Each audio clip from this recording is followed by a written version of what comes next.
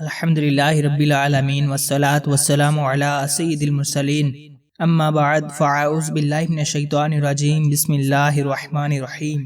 دعائے عطار۔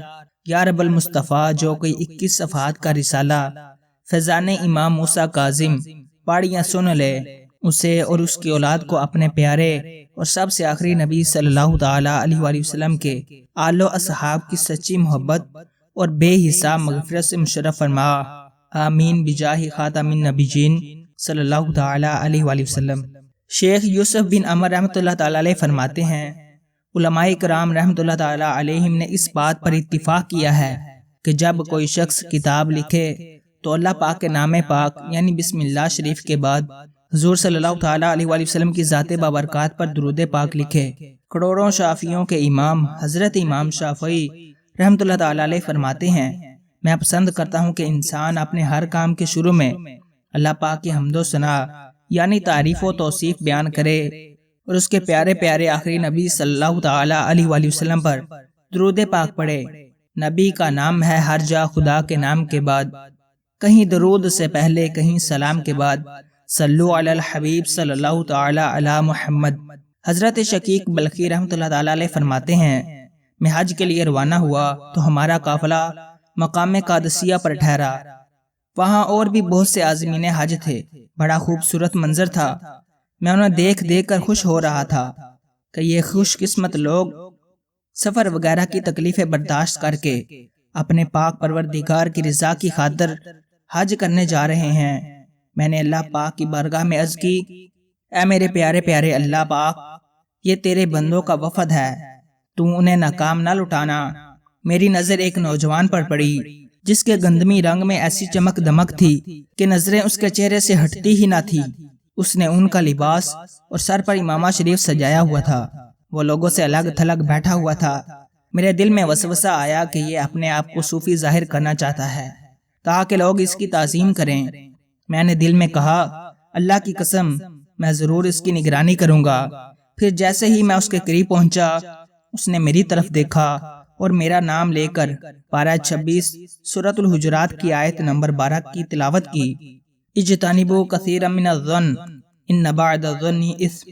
ترجمہ کنز ایمان، بہت گمانوں سے بچو، بے شک کوئی گمان گناہ ہو جاتا ہے۔ اتنا کہنے کے بعد وہ مجھے وہیں چھوڑ کر رخصت ہو گیا۔ میں نے دل میں کہا، یہ تو بڑا عجیب معاملہ ہے کہ اس نوجوان نے میرے دل کی بات جان لی اور میرا نام لے کر پکارا، حالانکہ میری کبھی اس سے ملاقات نہیں ہوئی۔ یہ ضرور اللہ پاک کا مقبول بندہ ہے۔ میں نے خواہ مخواہ اس کے بارے میں بدگمانی کی، میں ضرور اس نوجوان سے ملاقات کر کے معذرت کروں گا۔ میں جلدی سے اس نوجوان کے پیچھے گیا، لیکن کافی کوشش کے بعد بھی اسے نہ ڈھونڈ سکا۔ پھر ہمارے قافلے نے مقام واقعہ میں قیام کیا۔ وہاں میں نے اس نوجوان کو حالت نماز میں پایا۔ اس کا سارا وجود کانپ رہا تھا اور آنکھوں سے آنسو بہہ رہے تھے۔ میں اسے پہچان کر اس کے قریب جا کر بیٹھ گیا تاکہ اس سے معذرت کروں۔ نماز سے فارغ ہونے کے بعد وہ میری جانب متوجہ ہوا اور کہنے لگا، اے شقیق، پارہ 16 سورہ طٰہٰ کی آیت نمبر 82 پڑھو، وَإِنِّي لَغَفَّارٌ لِمَن تَابَ وَآمَنَ وَعَمِلَ صَالِحًا ثُمَّ اهْتَدَىٰ۔ ترجمہ کنز ایمان، اور بے شک میں بہت بخشنے والا ہوں اسے جس نے توبہ کی اور ایمان لایا اور اچھا کام کیا پھر ہدایت پر رہا۔ اتنا کہنے کے بعد وہ نوجوان پھر وہاں سے رخصت ہو گیا۔ میں نے کہا، یہ نوجوان ضرور ابدالوں میں سے ہے۔ اس نے 2 مرتبہ میرے دل کی باتوں کو جان لیا اور مجھے میرے نام کے ساتھ بلایا۔ میں اس سے بہت زیادہ متاثر ہو چکا تھا۔ پھر جب ہمارا قافلہ مقام ربال میں رکا تو وہی نوجوان مجھے ایک کنویں کے پاس نظر آیا۔ اس کے ہاتھ میں چمڑے کا ایک تھیلا تھا اور وہ کنویں سے پانی نکالنا چاہتا تھا۔ اچانک اس کے ہاتھ سے وہ تھیلا چھوٹ کر کنویں میں گر گیا۔ اس نوجوان نے بارگاہ الہی میں عرض کیا، اے میرے پیارے پیارے اللہ پاک، جب مجھے پیاس ستاتی ہے تو ہی میری پیاس بجھاتا ہے، جب مجھے بھوک لگتی ہے تو ہی مجھے کھانا عطا فرماتا ہے، میری امید گاہ بس تو ہے۔ اے میرے پیارے پیارے اللہ پاک، میرے پاس اس تھیلے کے سوا اور کوئی چیز نہیں، مجھے میرا تھیلا واپس لوٹا دے۔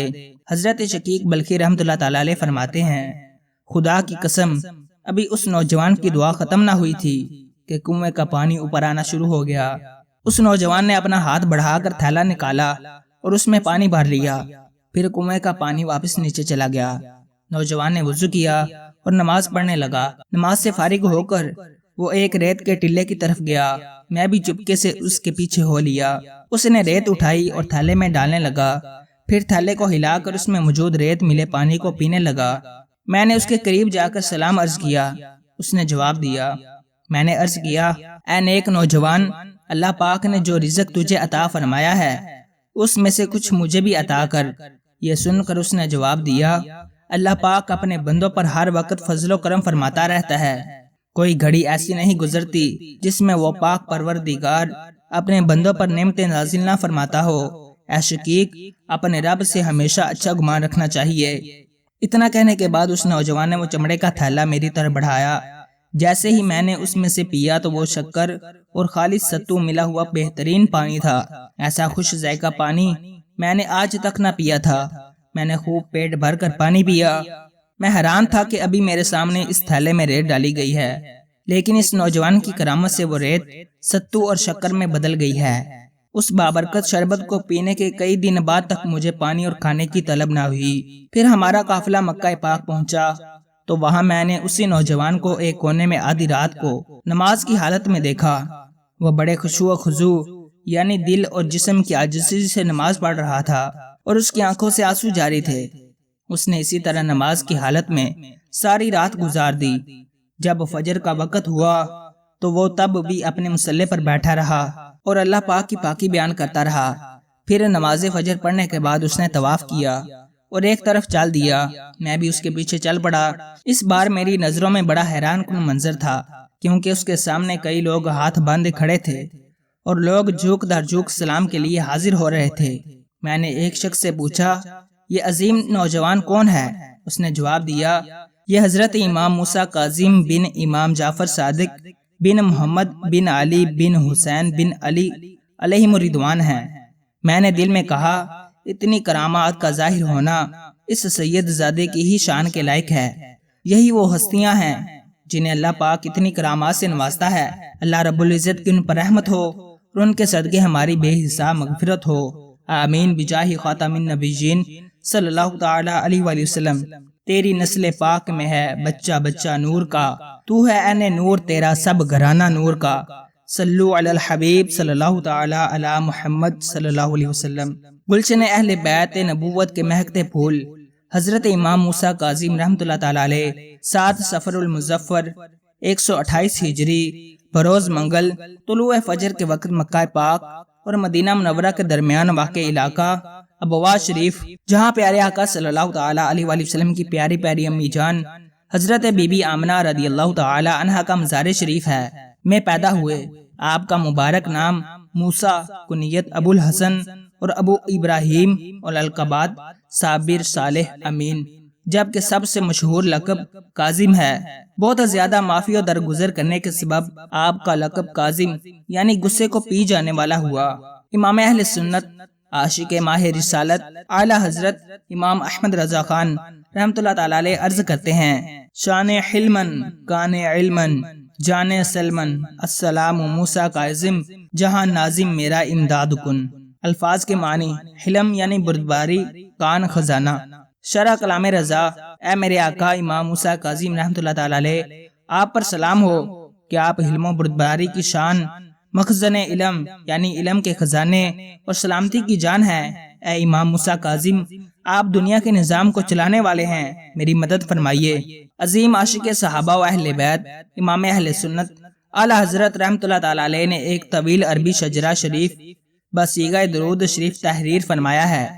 اس میں حضرت امام موسیٰ کاظم رحمۃ اللہ تعالی علیہ کا ذکر خیر اس طرح کرتے ہیں، اللہم صلی وسلم وبارک علیہ وعلیہم وعلی المولا السید الامام موسیٰ بن جعفر الکاظمی رضی اللہ تعالی عنہما۔ ترجمہ، اے اللہ پاک، تو حضور صلی اللہ تعالی علیہ وآلہ وسلم پر اور سردار و مولا موسیٰ کاظم بن جعفر رحمۃ اللہ تعالی علیہما پر درود و سلام بھیج اور ان پر برکت نازل فرما۔ امام موسیٰ کاظم رحمۃ اللہ تعالی علیہ اہل بیت اطہار کے چشم و چراغ اور عظیم تابعی بزرگ حضرت امام جعفر صادق رحمۃ اللہ تعالی علیہ کے صاحبزادے اور سلسلہ قادریہ رضویہ تاریہ کے 7ویں پیر و مرشد ہیں۔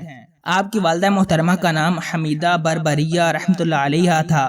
حضرت امام جعفر صادق رحمۃ اللہ تعالی علیہ آپ کے بارے میں فرماتے تھے کہ میرے تمام بیٹوں میں موسیٰ کاظم بہترین بیٹے ہیں اور یہ اللہ پاک کے موتیوں میں سے ایک موتی ہیں۔ شیخ طریقت امیر اہل سنت بانی دعوت اسلامی حضرت علامہ مولانا محمد الیاس اتار قادری دامت برکاتہم العالیہ نے اپنے مریدین اور طالبین کو روزانہ پڑھنے کے لیے بزرگان دین رحمۃ اللہ تعالی علیہم کا جو شجرہ شریف عطا فرمایا ہے، اس میں حضرت امام موسیٰ کاظم، آپ کے صاحبزادے حضرت امام علی رضا اور آپ کے والد محترم حضرت امام جعفر صادق رحمۃ اللہ تعالی علیہم کے وسیلے سے یوں دعا کی گئی ہے: صدق صادق کا تصدق صادق الاسلام کر، بے غضب راضی ہو کاظم اور رضا کے واسطے۔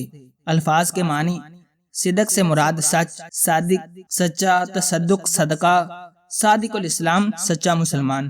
دعائیہ شعر کا مفہوم: یا اللہ پاک تجھے حضرت امام جعفر صادق رحمۃ اللہ تعالی علیہ کی سچائی کا واسطہ مجھے ایمان کی سلامتی عطا فرما دے، اور حضرت امام موسیٰ کاظم اور ان کے صاحبزادے حضرت امام علی رضا رحمۃ اللہ علیہ کے صدقے بغیر غضب فرمائے مجھ سے راضی ہو جا، آمین بجاہ خاتم النبیین صلی اللہ تعالی علیہ وآلہ وسلم۔ صلو علی الحبیب صلی اللہ تعالی علی محمد صلی اللہ علیہ وسلم۔ شہزادہ علی وقار حضرت امام موسیٰ کاظم رحمۃ اللہ تعالی علیہ کی مبارک راتیں عبادت میں اور دن روزے کی حالت میں گزرتے۔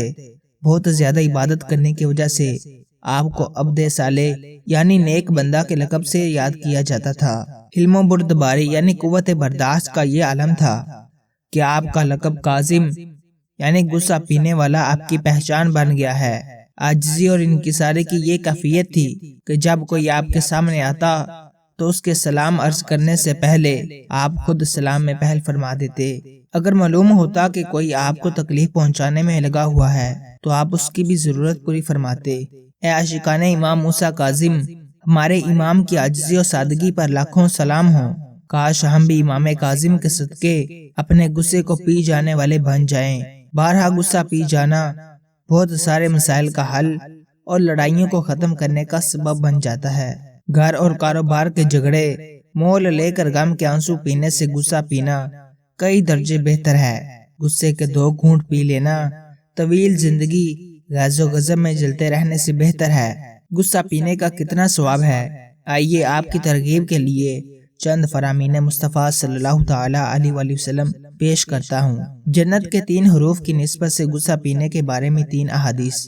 نمبر 1، اللہ پاک کے پیارے پیارے آخری نبی مکی مدنی محمد عربی صلی اللہ تعالی علیہ وآلہ وسلم نے ارشاد فرمایا: میں نے معراج کی رات جنت میں اونچے محلات دیکھے تو پوچھا، اے جبریل یہ کس کے لیے ہیں؟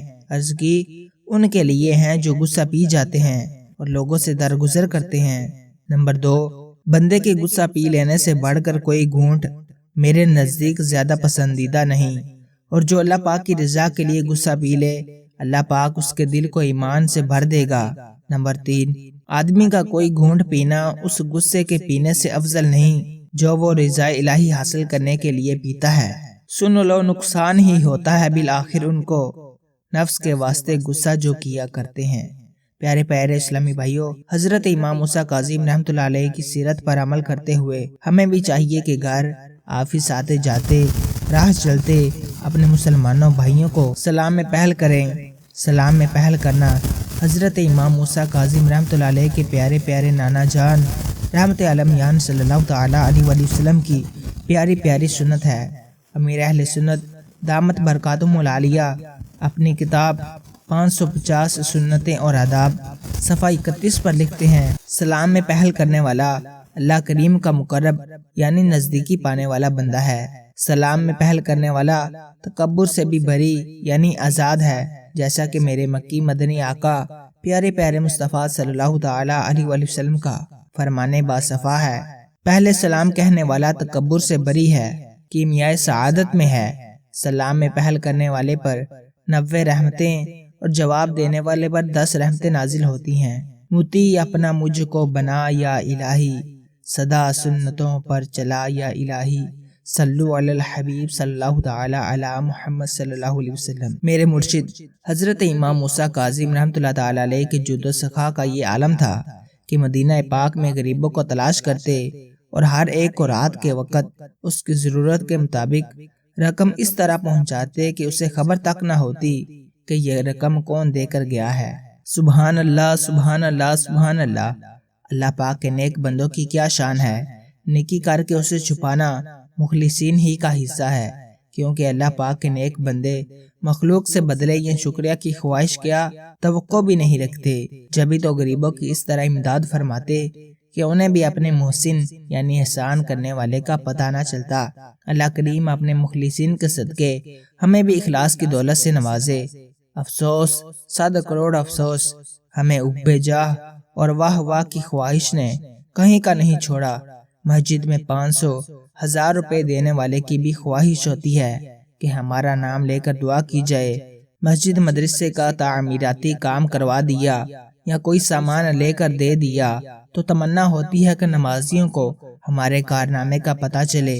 یقیناً ان باتوں کی وجہ سے ہرگز کسی پر ریاکاری یا حب جاہ کا حکم نہیں لگایا جا سکتا، لیکن ایسا کرنے والے کو خود اپنی نیت پر ضرور غور کر لینا چاہیے کہ مسجد مدرسے میں گیزر لے کر دینے پر لوگوں کے سامنے نام لے کر دعا کروانے کی خواہش دل میں کیوں چٹکیاں لے رہی ہے، یا مسجد میں سخت گرمی کے موسم میں اے سی لگوانے پر دل میں کیوں ہلچل مچ رہی ہے کہ سب کے سامنے میرا اعلان ہو کہ یہ میں نے لے کر دیا ہے۔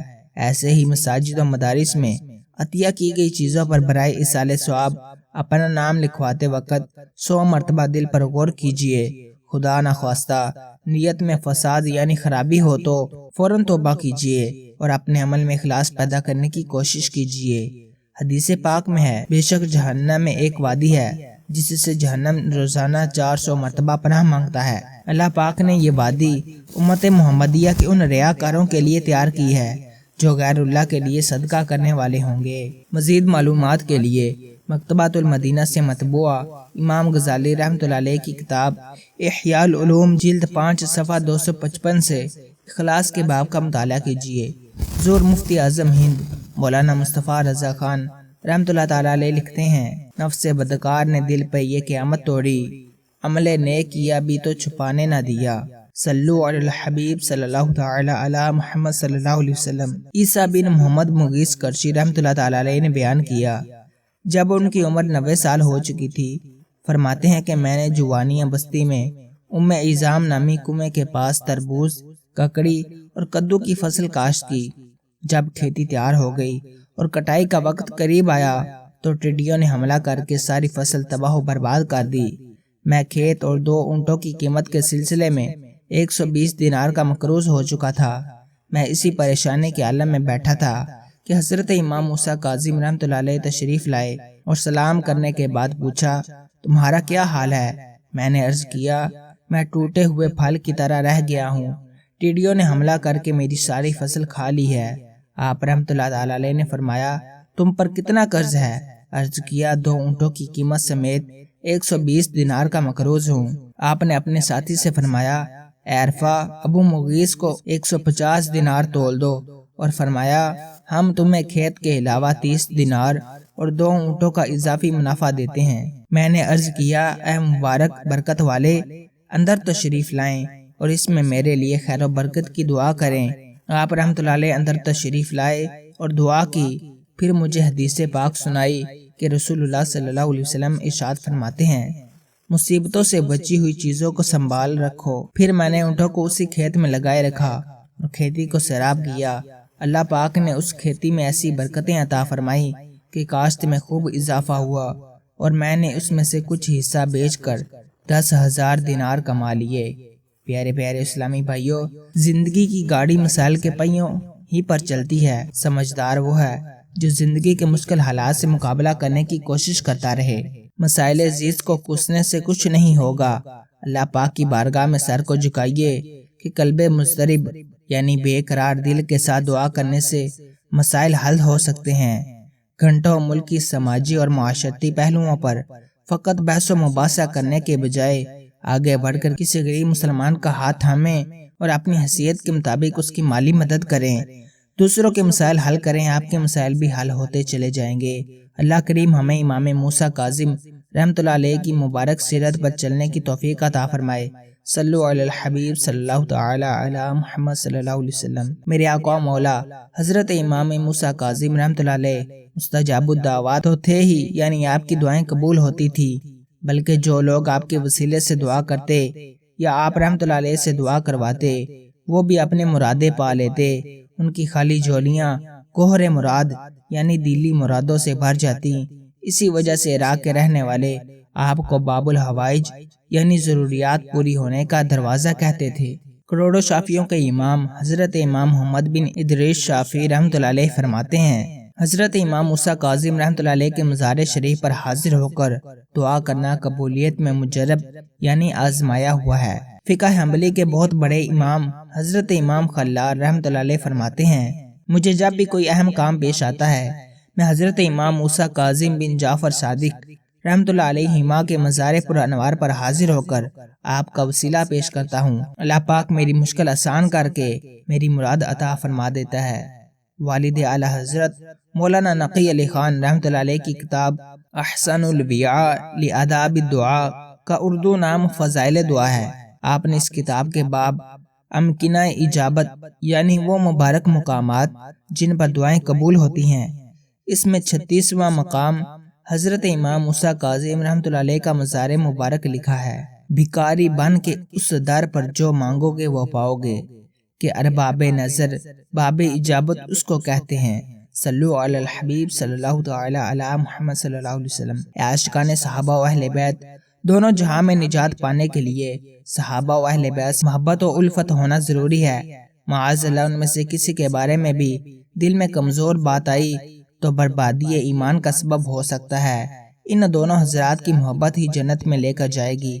احادیث مبارکہ میں جہاں اصحابک النجوم فبأیہم اقتدیتم اہتدیتم یعنی میرے صحابہ ستاروں کی مانند ہیں، ان میں سے جس کی بھی اقتداء کرو گے ہدایت پا جاؤ گے فرمایا گیا ہے، وہیں حدیث پاک میں یہ بھی ہے، مثل اہل بیت فیکم مثل سفینۃ نوح من قومہ من رکبها نجا ومن تخلف عنها غرق، یعنی تم میں میرے اہل بیت کی مثال کشتی نوح کی طرح ہے، جو اس میں سوار ہوا وہ نجات پا گیا اور جو پیچھے رہا ہلاک ہو گیا۔ صحابہ ہیں مثل انجم درخشاں، سفینہ ہے امت کا اطرت نبی کی۔ صلو علی الحبیب صلی اللہ تعالی علی محمد صلی اللہ علیہ وسلم۔ حضرت امام موسیٰ کاظم رحمۃ اللہ علیہ کے ایک بھائی کا نام محمد بن جعفر رحمۃ اللہ علیہ تھا۔ یہ بھی بڑی شان و مرتبے کے مالک تھے، بہادر، عقل مند اور امت کی خیر خواہی فرمانے والے تھے۔ آپ صوم داؤدی یعنی ایک دن روزہ رکھتے اور ایک دن افطار کرتے تھے۔ آپ کا انتقال شریف شعبان المعظم میں جرجان کے مقام پر ہوا۔ روایت میں ہے کہ حضرت امام موسیٰ کاظم رحمۃ اللہ علیہ ہمیشہ ساری رات نفل نماز پڑھتے یہاں تک کہ فجر کا وقت ہو جاتا۔ آپ یہ دعا بہت زیادہ مانگا کرتے تھے، اللہم انی اسألک الراحۃ عند الموت والعفو عند الحساب، یعنی اے اللہ پاک میں تجھ سے موت کے وقت آسانی اور حساب کے وقت معافی کا سوال کرتا ہوں۔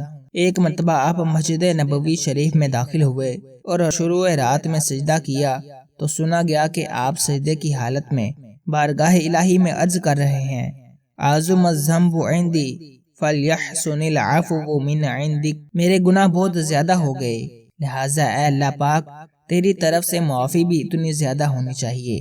آپ یہ کہتے رہے یہاں تک کہ صبح ہو گئی۔ صلو علی الحبیب صلی اللہ تعالی علی محمد صلی اللہ علیہ وسلم۔ حضرت امام موسیٰ کاظم رحمۃ اللہ علیہ کو جب معاذ اللہ قید میں رکھا گیا تو آپ کے دن رات کے معمولات مبارکہ دیکھنے والی کنیز کا بیان ہے کہ آپ رحمۃ اللہ علیہ نماز عشاء ادا فرما لینے کے بعد اللہ پاک کی حمد و ثنا یعنی تعریف و توصیف بیان کرنے میں مصروف رہتے اور پھر دعا مانگتے۔ رات کا کافی حصہ گزر جانے کے بعد پھر کھڑے ہوتے اور صبح تک نماز پڑھتے رہتے۔ نماز فجر کے بعد ذکر اللہ کرتے رہتے یہاں تک کہ سورج طلوع ہو جاتا۔ پھر ہوائے کبریٰ تک مراقبہ فرماتے، اس کے بعد مسواک وغیرہ کر کے کھانا کھاتے، پھر کچھ دیر آرام فرما کر وضو کرتے اور نفل نماز پڑھتے رہتے تاکہ نماز عصر پڑھ لیتے، پھر قبلے کی طرف منہ کر کے ذکر اللہ کرتے رہتے یہاں تک کہ مغرب کی نماز ادا فرماتے۔ نیز مغرب اور عشاء کے درمیانی وقت میں بھی نفل نماز ادا فرماتے رہتے۔ کنیز کہتی ہیں وہ لوگ بڑے بد نصیب ہیں جو ایسے نیک شخص کو پریشان کرتے ہیں۔ پیارے پیارے اسلامی بھائیوں، دیگر خصوصیات کے ساتھ حضرت امام موسیٰ کاظم رحمۃ اللہ علیہ توکل علی اللہ یعنی اللہ پاک پر بھروسے کے بہت بلند درجے پر فائز تھے۔ ظلمن قید میں رکھے جانے کے سبب اگرچہ کسی سے رہائی کا فرمانا توکل کے خلاف نہ تھا، مگر آپ اپنے معمولات مبارکہ خدائے پاک کے علاوہ کسی سے ذکر کرنا پسند نہ فرماتے، لہٰذا آپ نے خلیفہ وقت کے نام ایسا خط لکھا کہ جو آپ کی جرات مندی کا منہ بولتا ثبوت ہے۔ آپ نے لکھا، اے خلیفہ، جیسے جیسے میری آزمائش کے دن گزر رہے ہیں ویسے ویسے تمہارے عیش و راحت کے دن بھی کم ہو رہے ہیں، یہاں تک کہ ہم دونوں ایک ایسے دن یعنی قیامت میں ملیں گے جب برے کام کرنے والے نقصان میں رہیں گے۔ حضرت امام موسیٰ کاظم رحمۃ اللہ علیہ کے قید و بند کے دنوں میں ایک رات آپ کو خواب میں اللہ پاک کے پیارے پیارے آخری نبی مکی مدنی محمد عربی صلی اللہ تعالی علیہ وآلہ وسلم کی زیارت ہوئی۔ آپ صلی اللہ علیہ وسلم نے ارشاد فرمایا، اے موسیٰ، تم ظلمن قید میں ہو، میں چند کلمات سکھاتا ہوں، اگر تم ان کو پڑھو تو تم آج ہی کی رات قید سے رہا ہو جاؤ گے۔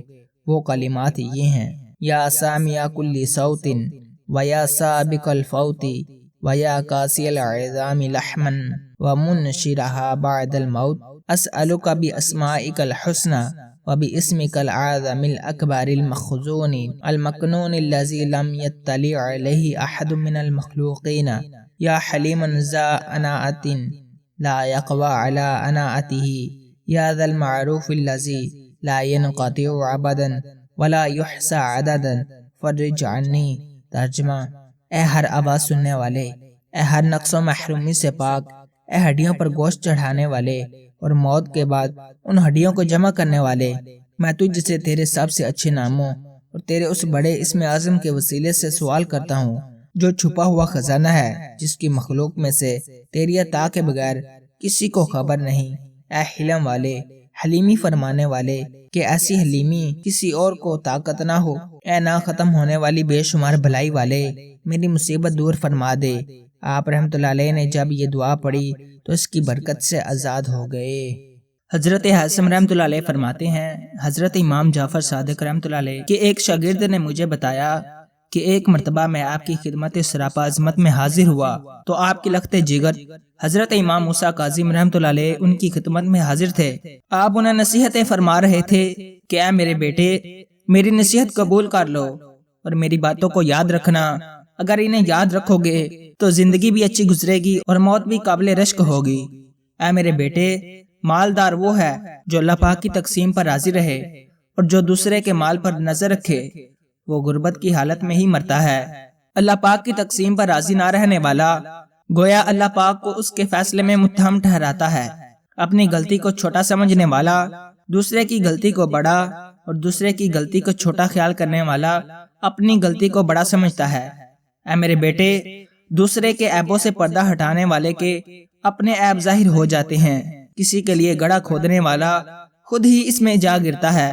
بے وقوفوں کی صحبت میں بیٹھنے والا حقیر و ذلیل ہوتا ہے، جبکہ علماء کی صحبت اختیار کرنے والا عزت پاتا ہے، اور برائی کے مقام پر جانے والا متہم یعنی برائی کرنے کے الزام میں مبتلا ہوتا ہے۔ اے میرے بیٹے، لوگوں پر عیب لگانے سے بچنا، ورنہ لوگ تم پر عیب لگائیں گے، اور فضول باتوں سے بچنا، ورنہ ان کی وجہ سے ذلیل و رسوا ہوگے۔ اے میرے بیٹے، حق بات ہی کہنا، خواہ تمہارے حق میں ہو یا خلاف، کیونکہ مذمت کا سامنا تمہیں اپنے دوستوں کی طرف سے ہی کرنا پڑے گا۔ اے میرے بیٹے، قرآن کریم کی تلاوت کرتے رہنا، سلام کو عام کرنا، نیکی کا حکم دینا اور برائی سے منع کرنا، رشتہ داری توڑنے والے سے رشتہ جوڑنا، جو تم سے بات نہ کرے اس سے بات میں پہل کرنا، جو تم سے مانگے اسے عطا کرنا، چغل خوری سے بچنا کہ یہ دلوں میں بغض پیدا کرتی ہے، لوگوں کے عیبوں کے پیچھے نہ پڑنا کہ یہ چیز خود کو مذمت و تہمت کا ہدف بنانے کے قائم مقام ہے۔ اے میرے بیٹے، اگر اچھائی کے طلبگار ہو تو اس کے معادن کو لازم جانو، بے شک بلائی کے معادن ہیں، اور معادن کی کوئی اصل یعنی جڑ ہوتی ہے، اور اصل کی شاخیں ہوتی ہیں، اور شاخوں کے ساتھ پھل ہوتے ہیں، پھل اپنے اصول کے ساتھ ہی اچھے ہوتے ہیں، اور جڑ اسی وقت مضبوط ہوتی ہے جب زمین اچھی ہو۔ اے میرے بیٹے، اگر ملاقات کی خواہش ہو تو نیک لوگوں سے ملنا، فساق و فجار سے نہ ملنا کہ فساق و فجار پتھر کی اس چٹان کی طرح ہیں جس سے پانی نہیں بہتا، ایسے درخت کی طرح ہے جو سرسبز و شاداب نہیں ہوتا، وہ بنجر زمین کی مثل ہے جس پر گھاس نہیں اگتی۔ حضرت امام علی بن موسیٰ کاظم رحمۃ اللہ علیہ فرماتے ہیں، حضرت امام جعفر صادق رحمۃ اللہ علیہ نے یہ وصیت فرمائی اور آپ کا انتقال شریف ہو گیا، اور میرے والد محترم حضرت امام موسیٰ کاظم رحمۃ اللہ علیہ آخری وقت تک اس وصیت پر عمل کرتے رہے۔ پیارے پیارے اسلامی بھائیوں، ایک روایت کے مطابق آپ کا 55 سال کی عمر میں انتقال شریف ہوا۔ 25 رجب المرجب 183 ہجری کو آپ رحمۃ اللہ علیہ مرتبہ شہادت کو پہنچے۔ آپ رحمۃ اللہ علیہ کا مزار پر انوار بغداد معلیٰ میں کاظمین شریف کے مقام پر واقع ہے۔ علامہ خطیب بغدادی رحمۃ اللہ علیہ فرماتے ہیں، آپ کا مزار شریف مشہور و معروف ہے، زائرین حاضری کے لیے آتے ہیں، وہاں سونے چاندی کی قندیلیں اور کئی قسم کے قالین و آرائش کی چیزیں ہیں۔ حضرت امام موسیٰ کاظم رحمۃ اللہ علیہ کے جانشین و خلیفہ حضرت امام علی رضا رحمۃ اللہ علیہ اپنے والد محترم کا مبارک فرمان بیان فرماتے ہیں کہ جب دنیا کسی انسان کی طرف متوجہ ہوتی ہے تو اسے عارضی خوبیاں دیتی ہے، اور جب کسی سے پیٹ پھیرتی ہے تو اس سے اس کی اپنی خوبیاں لے جاتی ہے۔ منقبت امام موسیٰ کاظم رحمۃ اللہ علیہ۔ عشق ہے جن کا ہم پر لازم، موسیٰ کاظم موسیٰ کاظم، ہم ہیں جن کے در کے ملازم، موسیٰ کاظم موسیٰ کاظم، جود و سخا ہے شان تمہاری، عفو و کرم ہے کام تمہارا، ہم بھی رہیں گے سائل دائم، موسیٰ کاظم موسیٰ کاظم، 14 برس تک جیل میں ٹھہرے، ظلم کو سہتے کچھ نہ کہتے، یوں کہتے ہیں تم کو کاظم، موسیٰ کاظم موسیٰ کاظم، آل نبی سے بغض و عداوت کرنے والوں پر ہو لعنت، غرق ہوئے ہیں تیرے شاتم، موسیٰ کاظم موسیٰ کاظم، جن کا کوئی کام رکا ہو، مشکل کیسی سر پہ ٹھہری ہو، آؤ اجاگر بن کے خادم، موسیٰ کاظم موسیٰ کاظم۔ صلو علی الحبیب صلی اللہ تعالی علی محمد صلی اللہ علیہ وسلم۔ ہر صحابی نبی جنتی جنتی، سب صحابیات بھی جنتی جنتی، 4 یاران نبی جنتی جنتی، حضرت صدیق بھی جنتی جنتی، اور عمر فاروق بھی جنتی جنتی، عثمان غنی جنتی جنتی، فاطمہ اور علی جنتی جنتی ہیں، حسن اور حسین بھی جنتی جنتی، والدین نبی جنتی جنتی، ہر زوجائے نبی جنتی جنتی، اور ابو سفیان بھی جنتی جنتی ہیں، معاویہ بھی جنتی جنتی۔